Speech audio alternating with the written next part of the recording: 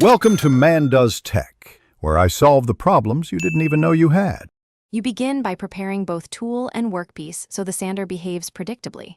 Put on a dust mask, goggles, and hearing protection, then clamp the piece to stop movement. Fit 80-120 grit paper to the pad and confirm it's centered and tight.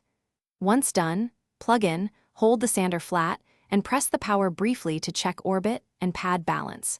Start sanding on a scrap area to confirm feel before moving onto the actual surface. You should sand with consistent, light pressure so the motor and pad remove material evenly. Pushing hard creates low spots. Move the sander in smooth overlapping passes, about half the pad width overlap, and keep motion across the grain when flattening then with the grain for finish.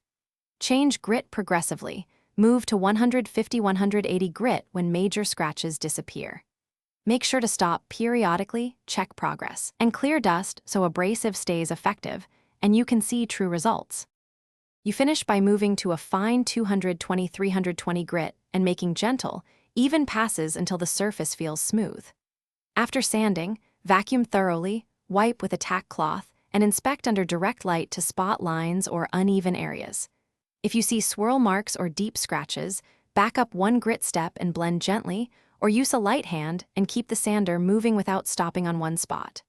Finally, wipe clean and apply your chosen finish. Thanks for watching. If you found this helpful, don't forget to like and subscribe.